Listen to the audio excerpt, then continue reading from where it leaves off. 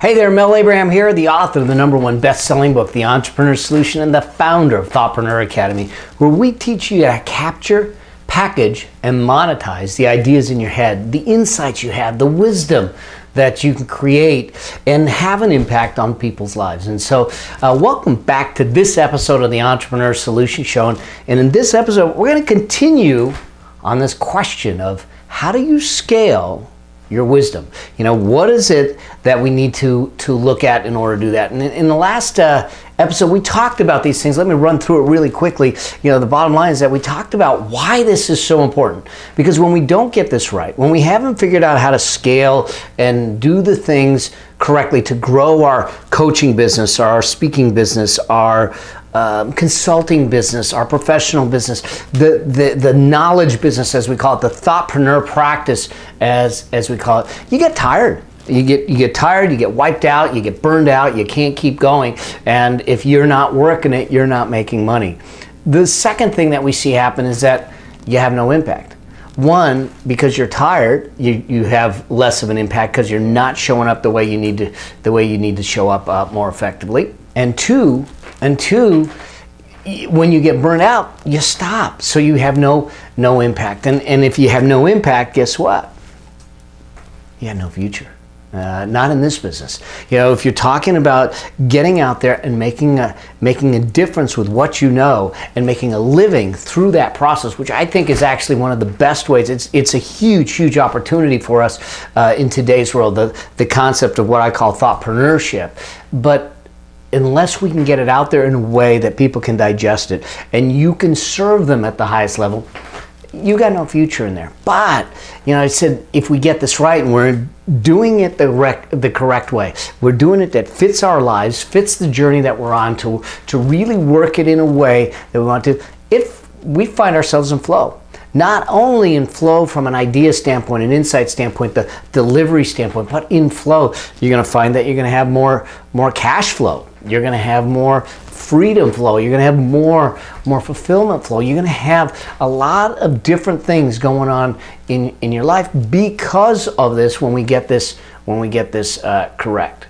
The other thing is that when we've got it dialed in, you really have got yourself in a situation where you're providing high value. High value equates with high impact, which typically translates to high income, high cash flow.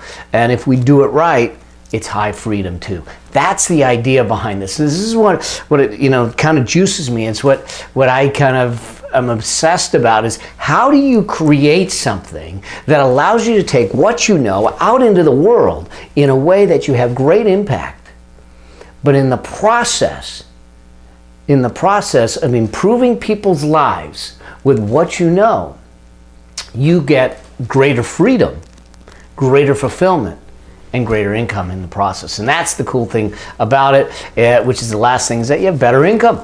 When you get this thing right, you've got better income. And we talked about the things that you need to know to get it dialed in. Let's just touch on those to review them from the last episode. We went into it in more detail in the last episode, but what do you need to know to get this right? Well, first things first, we need to make sure that we design the practice, the business, the what you're doing in the vision of what it is you want to accomplish in your life. You know, remember I say that there's no such thing as work-life balance, and that every choice we make in life is a life decision. Whether it's in the context of business or entrepreneurship or not, it affects lives, and therefore we should take it that way. And so when we come at this, and this is the way I've run all of my businesses and my practice, my consulting, and my life, is when we come at it, we need to design it so it creates our life the way we want it. And I think that that's really important. So what fits you, the lifestyle, the life by design? You know, maybe you're a parent, maybe you have young kids, maybe you've got grown kids and they're out and you're single and you can travel. And what fits you in the way that you want to bring this out? So that's the first thing. The second thing is to focus on curriculum. and process. Building something beyond some ideas on a piece of paper. I mean, we can write ideas on napkins and all that stuff, but how do I take that, and I don't know if it's a word, but curriculumatize it? It's probably too long to even put in here, but let's just look at it. How do I make it a curriculum? How do I make it content and a process that allows people to digest it, to take it in, to bring it to life in their lives, to put it into action so you can get them? I mean, the idea behind our insights, our ideas, and the wisdom we have is not to just put it out there to put it out there. There's plenty of people in Washington, for instance, and all around us that will speak just to hear themselves speak. That's not the reason we do this. The reason we do it is to shift people's thinking, and through that shift in thinking, we shift their behavior to a better way. And that's what we're really trying to do. And the best way to do that is, how do I create a curriculum, content, process, frameworks, and do it in a way that really starts to drive it home? That's what coaching is about. That's what consulting is about. That's what all of this wisdom industry, this thought leadership industry is all about. And then the last thing is this, and this is what we're going to really dig into today in this episode, is you need either scale or leverage, and they're not the same thing. They're not the same thing. Scaling and leveraging are different things. Scaling is growing everything. Leveraging is growing some things, and we'll talk about what we can grow, what we can do in the process. I introduced you to something called the practice spectrum. In fact, it was something that we drew out on my iPad, and we'll just, for the heck of it, bring it back up so you can see it. So that's the practice spectrum, and in the practice spectrum, we talked about the four likely ways that you could build a practice. And one is one-to-one, working one-to-one people, coaching, mentoring, and that kind of consulting in that way. One-to-many, which is typically, speaking, big groups, and doing it that way. So you've got yourself, you've got your information being broadcast either directly live or through some venue, be it webinars or videos or something, to a lot of people at the same time.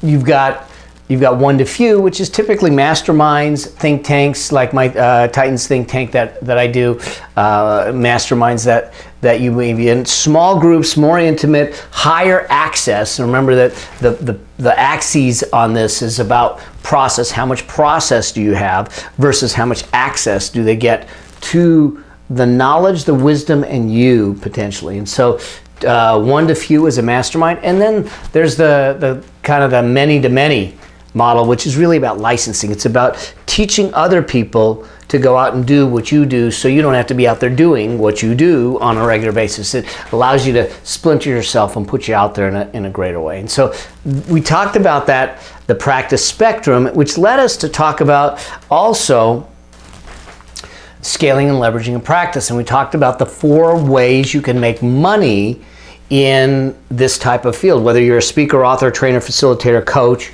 mentor, any of those, consultant, all of those. There's a lot of different ways, 4 primary ways to make money. The first is, swapping hours for dollars, which is the very traditional model. Attorneys do it, accountants do it, some financial planners do it. Many professions will say, well, I'm going to work for 10 hours and I'm going to charge you $100 an hour, and that's $1,000. It's a viable model. It's not a great model in my estimation, because you hit ceilings all along the way. There's only a certain number of hours in a day, and there's only a certain amount you can raise your hourly fee. And it's just pure mathematics. You're going to hit a cap. I raised my hourly fees to extremely high, but you hit a cap at sooner or later. The second was a product-based business, where now it could be products that are sitting on store shelves, but it could be your knowledge productized in the sense of DVDs, videos, audios, downloads, online, deliverables in a box and on a thumb drive. All of that becomes product based. You're productizing your knowledge. So those are the two base level types of models of ways to make money. And then you have the hybrid model, which is a combination of those two.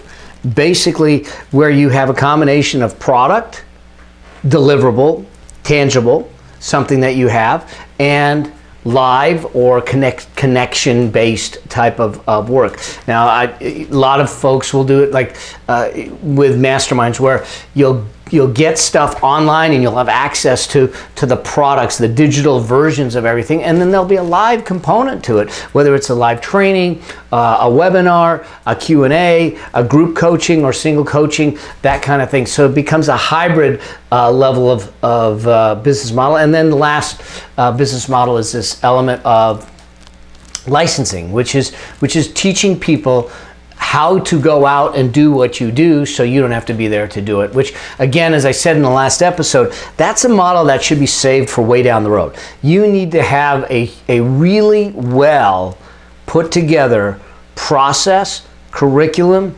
training, tools, templates, and results before you take it into a licensed model, or you will get hurt. You will fail, you will get hurt, it will be a problem for you.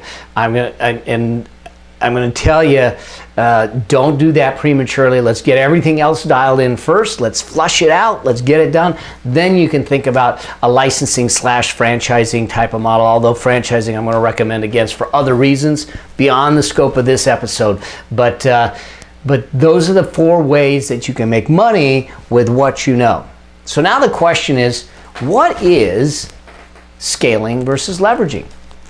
Now, let me just touch on this for a moment, because I think there's a difference, and a lot of times we confuse them as if they were the same. Scaling and leveraging in my world, I don't think are the same. When we talk about scaling a business, we're talking about growing a business. When we talk about growing a business, what typically we're looking at is, how do I grow the top line, the revenue, or the turnover, depending on what country you're from. But in that process of growing the top line, you're growing the bottom line, but you're growing the cost structure also. In other words, everything grows and gets bigger in the process, which is a typical way of what we call scaling a business.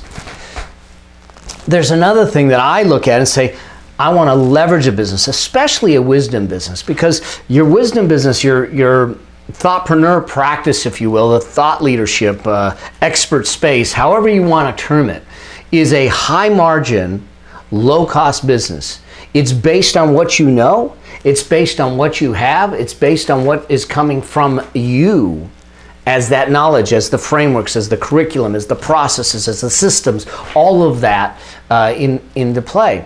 And so it's not like, well, I just got to create more widgets. It doesn't work that way. So what I want to do is, how do I take that, the wisdom and what I know, and leverage it? In other words, leverage what I know based on time or product or things of that nature. So they're very different, because what happens is that in a leverage model, I can grow the top line and the bottom line without really impacting the cost structure too much. So they don't go up in a way in lock and step. So again, in a leveraged model, it's really about growing the top line without the cost growing at the same time. So you're going to grow the top line and the bottom line at a faster pace in a leveraged model, which typically works. You don't need a high cost structure in this type of business. You don't need big offices. You can get away with doing this with a cell phone,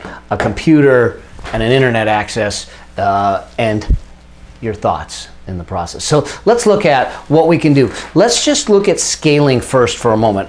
What can we scale in order to grow the business? Now, one of the things that we can scale is what I call marketing. What do I mean by that? So I can scale my marketing by automating my marketing. In other words, I can be out there on an ongoing basis, meeting everyone and trying to be the salesperson each and every time, which is fine and will work. But is it really something that I can do on a long-term basis, or on a magnificent or a grand scale? And the answer is probably not. So can we create an automated process that does some of the marketing for us? You'll hear it in infopreneur space or internet marketing language or lingo as a funnel. can I create an automated process? I have an automated process that introduces people to who I am, what I do, and how I do it. It allows them to get to know me. Even these videos and these trainings allow you to get to know me a little better. So I've created this automated process that allows it to deliver without me having to push the buttons, pull the levers, and turn the dials to allow that to happen. So it's typically automations, funnels, email campaigns, and that. The other thing that marketing means for me is a bit about what I call sequencing. What is the journey that I want to take someone on to get them to know me better? This is, people will say, well, it's like courtship. You don't start out in the bedroom.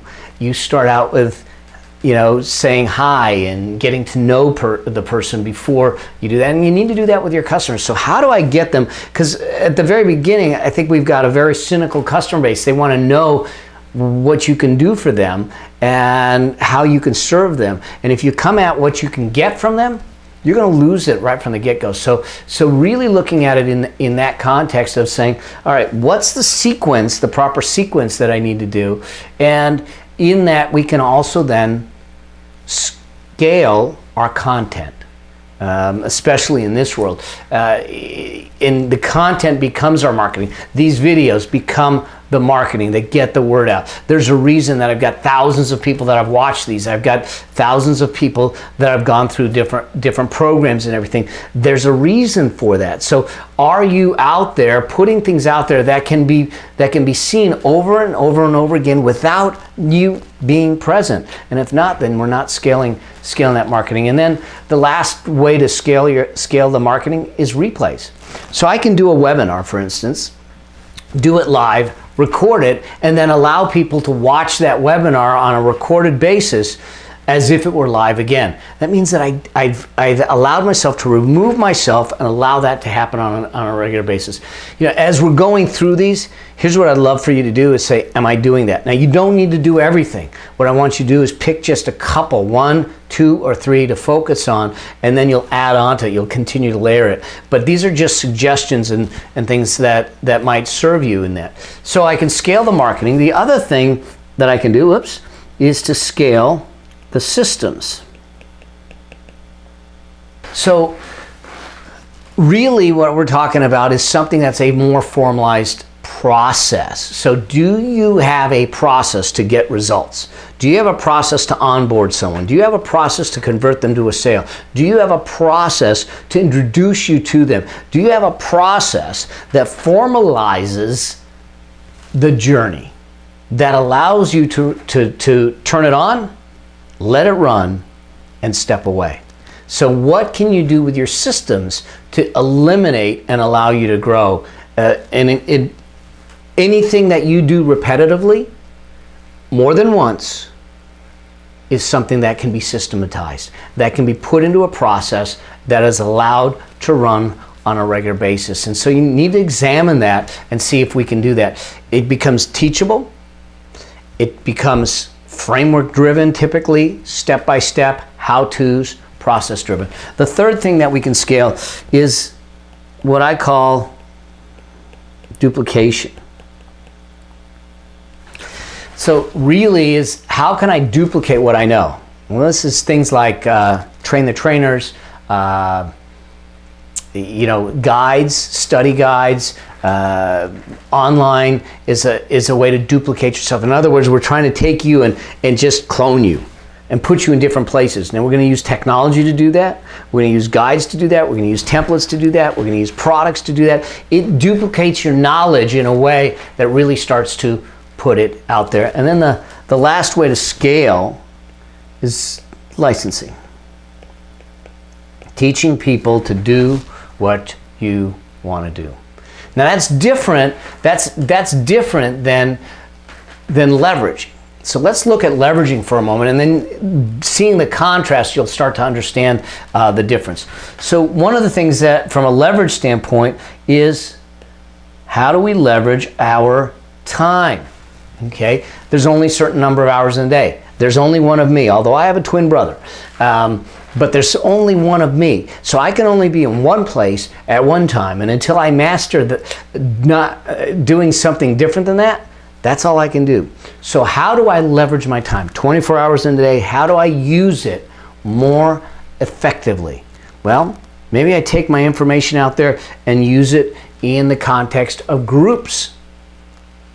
So now instead of serving one at a time, we're now into that one to few or one to many kind of situation. Maybe I'm doing it remotely. So I'm doing it via telephone, via webinar, via video. So I'm doing it via webcast. So I don't have all the travel or the setup or all of that. So it allows me to leverage my time more readily in doing that. And then the other way to do it, I think, is forums.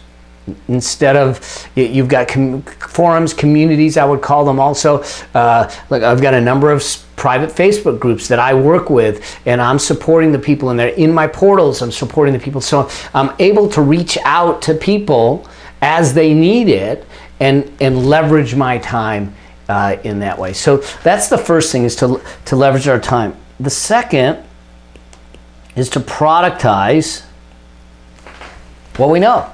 You know, just take what we do. If you're going to go out and do a speaking gig, whether it's small or big, record it, productize it. If you want to do it more than once, and if it's in demand, you might as well package it and allow people to get it.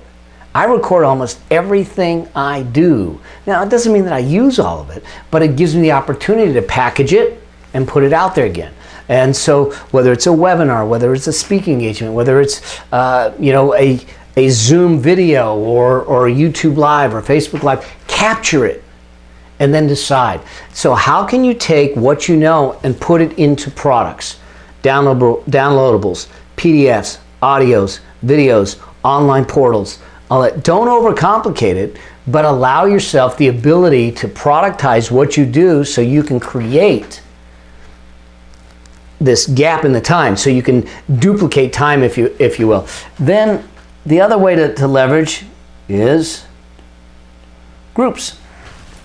This is seminars. This is webinars. This is getting a gathering of people in one place so you can deliver your message, your tools, your tactics, your strategies, your processes, your curriculum, all of that one time to a group of people. It's the only way to do it. It's the only way to really allow that to happen. And then the last piece, again, is licensing that will leverage your time, to give you time back. It's really about using that more effectively. It's something that we call dollar productive, being more dollar productive, realizing that the one precious commodity that we have, that once it's spent, you can never get back, is time. I can lose a ton of money, and I have, okay? And we can gain it back, make it back, and I have, all right? But once you lose time, it's gone for good. You'll never get it back. So how do we use it more effectively? And in my perspective, it's about having the freedom to use time the way we want it. That's in fact, people will say, well, Mel, how do you become wealthy? And I tell them it's got nothing to do with money.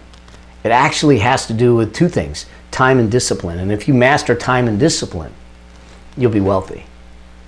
Anyone can be wealthy. If you start early enough and discipline enough and you master time, you become wealthy. And the point is, it's not about the wealth in the context of the money.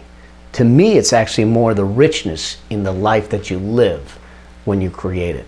And so that's it. Here's the thing. When you look at this, I think it's really important for you to start to examine your practice, or examine whether it's, you could be in a medical practice and this works for you, potentially works for you.